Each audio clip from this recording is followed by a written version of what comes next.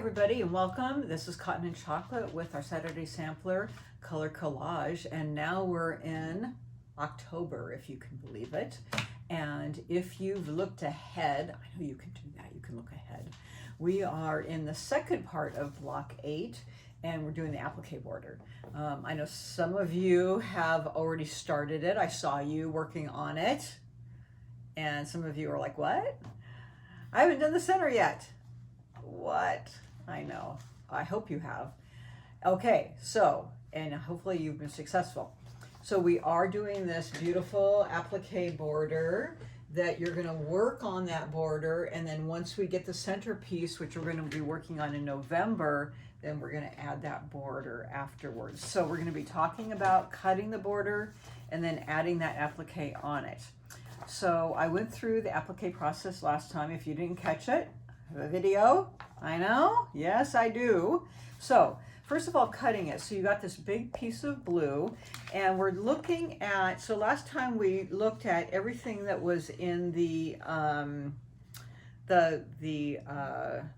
black ink. Now we're going to look at everything in the blue for applique if you didn't buy the applique kit. So you're gonna have to cut it out on your own, and you got fabric for that. Those of you that bought the applique kit, you can go ahead and use that, but if you want to change up the colors, you have lots of fabric to cut some extra, okay?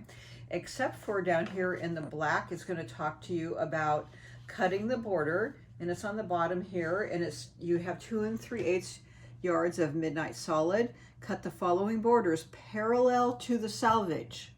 So we're not cutting selvage to selvage and then piecing it parallel to the selvage, all right? So it's a long strip that you don't have to cut. It's going to be 82 inches-ish long, and you need 4 8-inch strips. So they're going to come out this long, okay? And we're going to work on these, and then after you do the applique, we're going to cut them down to the size of the quilt. Afterwards, after we cut the center, we'll then cut them down to the right lengths, the correct lengths. Okay, now when you look at the quilt, you can see that the applique, well, I'll go back to the picture of it because I have it folded here, but the applique is only on a part of the border. It's on these corners here, and then the rest of it is blank. But you do want to put some spray starch on those corners that you're going to applique, just like we talked about in the centers that had those blocks, just so that it doesn't pull up too much. So you will want to spray, you know, at least a part of it with some spray a couple times, just to stiffen it up a little bit before you put down your applique. Okay, so do that ahead so you don't forget. Spray it. You don't have to do this whole length, but you know, some of it is going to go. So you see here, I have this. Here is on the real quilt. So it's, you know, this long. Probably 4 feet. I don't know if it's 4 feet.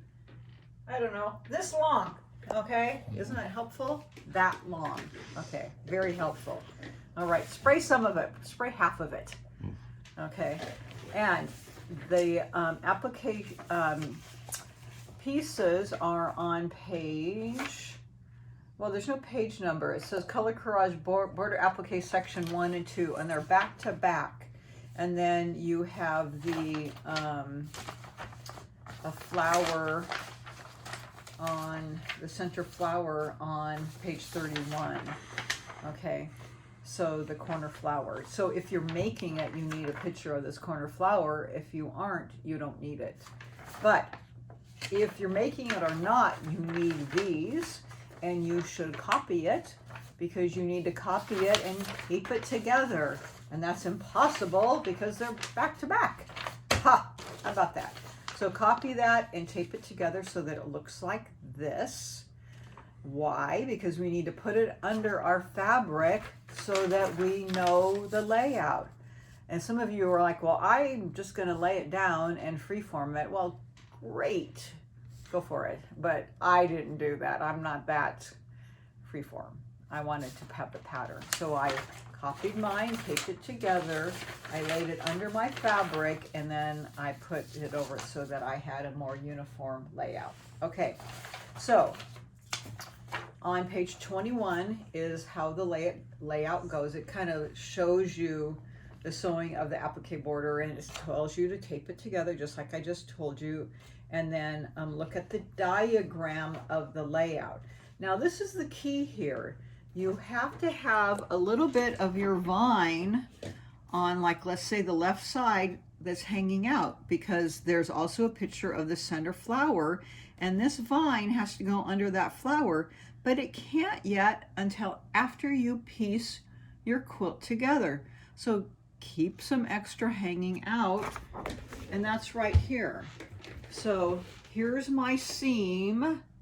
You can't see it, but here's my seam after I piece the quilt together. So I had this big piece hanging out pretty far and here, and then after I pieced my quilt together, when I did this one, I made sure that when I laid it out, it was going to be placed right where I wanted it to be.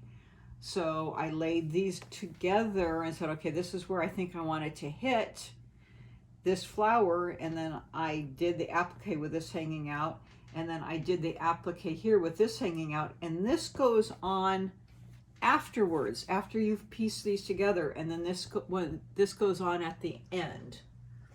You're going to do these now and then save this one for later. After you piece your borders, this will go on last, and then you'll sew this last. Will go on at the end, okay? Because you have to cover up that and cover up that after you piece these together, okay? Hopefully that makes sense. And so look at the layout here, and this is the picture of it. So you're just going to kind of start from on this side of the quilt. And I did look at, when I was doing this, the layout. So here's this corner here, and there's a diagram of the piecing, and I did try to follow the colors too. And then here is the side, and then when you look at this side upside down, it's the exact same layout on the other side. So you have this piece and this piece, okay? So now how do you see this picture through the fabric? Because if this is dark blue, obviously, so it's more difficult than the center, which was a light fabric, because if I just lay it here, I really can't see it. So I do, yeah, Jerry can't see a thing. Open your eyes, Jerry. Okay, so I use a light box, but I do a lot of applique, so I have a light box. So some of you have a light box, okay? And if you could put it up to a window, but then it's difficult to work standing up at a window. So you can do a makeshift light box, and I kind of have a sample of one here. Let me get some of these borders off of my lap.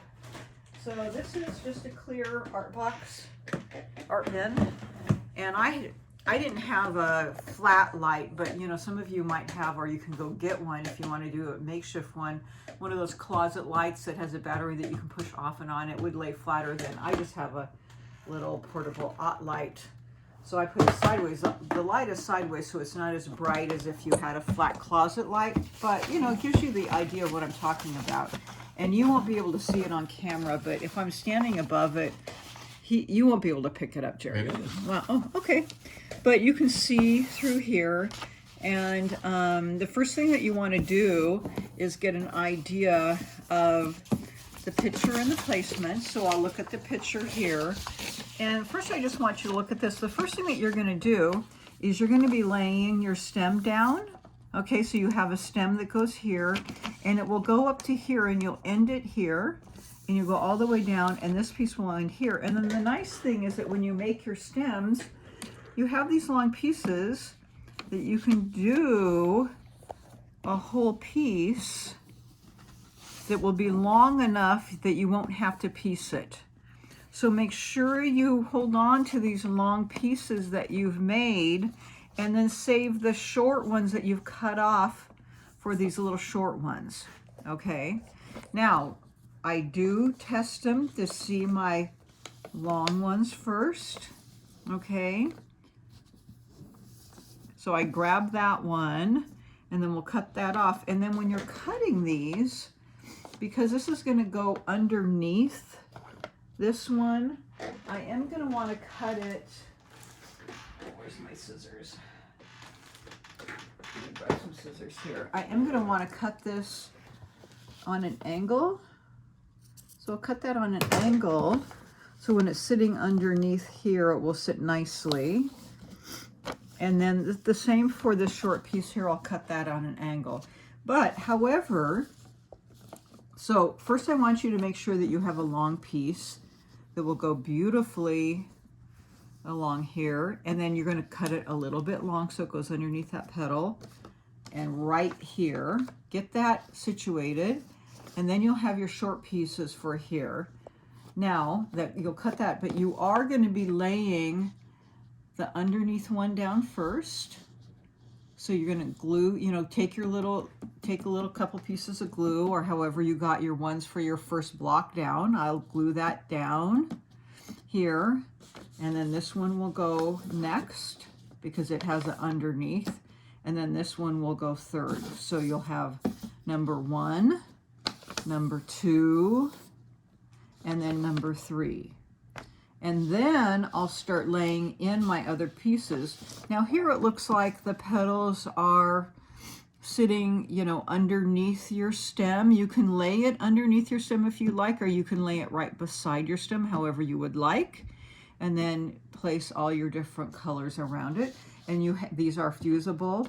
I did keep the paper, if I was doing from the kit, I kept the paper on underneath the big one, took the paper off and fused this first, you know, without taking the paper off of the big flower. I took the paper off the center, went over, ironed that on first separately, and then put this on the back. It was easier to handle. And then take the paper off, kind of place them in the area, and you could even take a little white pencil and mark where they go, and then move it off of here and take it to your ironing pad, and then you'll know where they're placed. And that's an easy way to mark where they go. Another way you can do it also, if you would like, is have this on your light box, take your paper off the back and take a tiny bit of applique glue, just a tiny drop, and stick it on your piece and glue it in place, and then take it over to your ironing board and press it in place. So you could do it one way or the other. If you're making your pieces, then this is your guide. You can use this as your pattern for tracing and cutting these out to make your regular applique pieces. So either way, you need to use this as your guide. Which stem sticks out long?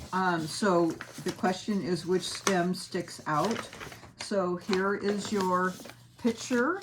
So this one would be at the bottom, and this is where I would start on my blue. This would be the bottom of my border, and this would be my first starting point. And so this is actually the bottom, and then this stem would be sticking out here. So let's say if I'm starting, I would actually start this stem would be my third one going on. So the short one would be sticking out. And I would be generous in how much it's sticking out so that I have something to play with. And that's the one that sticks under this flower. So see, it's going way under there. And don't be stingy with it so that you don't run short. Okay, and then this is going up. But remember, you also have a 1/4 inch seam allowance. And before I start, I make sure that I square this off so that it's sitting square, so that you've already done this before you start. And then you're moving up here. Now, you get up here, okay? And then when we look at the picture, I'm always looking at my picture, the design repeats. It just has different colors of flowers and leaves. So I have just one more repeat that starts here.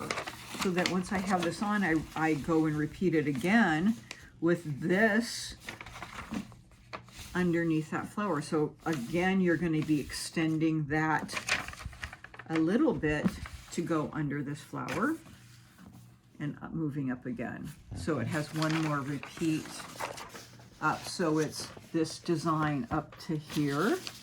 You can see that, and then it starts one more time. and goes up there. So it's just 2 repeats, which isn't that much. Okay, now when we're going this direction on here, it's again not the same direction. Okay, look at this. What they've done is they've flipped the design this way. Okay, so it's a little bit harder to see, but you can see it through your light box. So do you notice that? Mm-hmm. Okay, so the design is a mirror image because this main flower is sitting on the other side. So we're starting here, and again, I'm going to flip it so you can see it, but this is extending out. But here the flower is on this side, here it's on this side. It's a mirror image. Okay, so I have turned this upside down. Okay, and if you have a hard time seeing the image and you're using the kit, you could put this up to a light and, you know, trace through the back side so you could see the main elements, you know, the circle, just so you know where the placement is when you lay it down. If that works better for you. If you have a light box or this, you can usually see it pretty easily. I had no issue seeing it through the fabric. And then you lay this here, again, placing your stems first, and then placing your flower elements over the top. And then I'm watching the picture all the way through, and you know, and I like to look at the picture, and I like to look at the quilt itself to give me an idea of what I want to use for my leaves and my dots. And then if I want to change it up a little bit, I can change it up for however I like it. You know, so you don't have to use exactly what the designer used, but, you know, using the same starting of the vine. And again, it's 2 repeats, being generous in what you leave out here, and then making sure down here, now this is going to be a longer leaf, okay? So when you're going here, this is probably, let me measure here.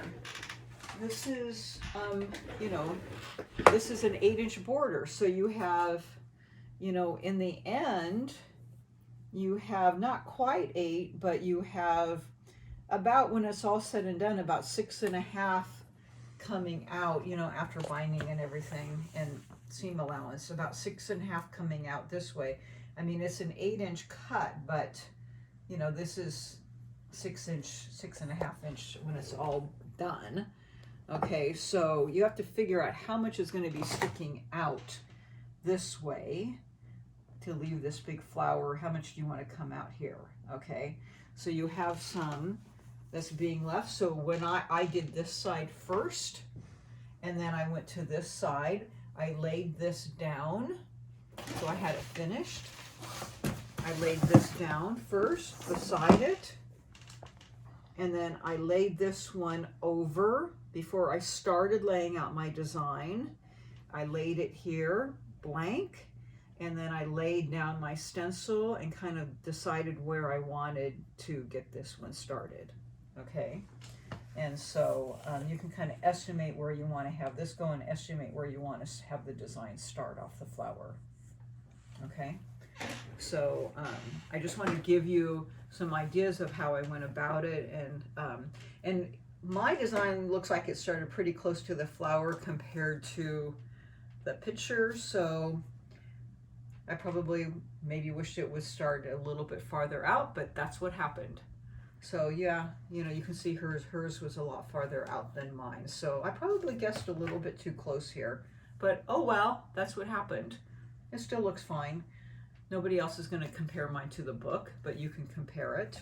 So I might wanted to have started having it come out a little bit farther. It looks like it got a little close when I see it here, but I'm fine with it.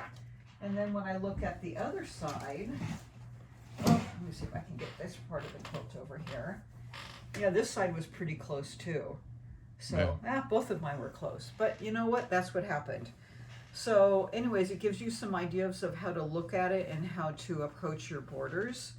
And then once you do that, get that started and sewn, you'll be ready to put those on, because next time we'll be working on all of our sashing and our setting. and then you'll be putting the quilt together, and then we'll have the final borders to put on, and we'll be finished with our quilt. So if you have any questions, of course, reach out and have fun with your applique. We'll see you next month.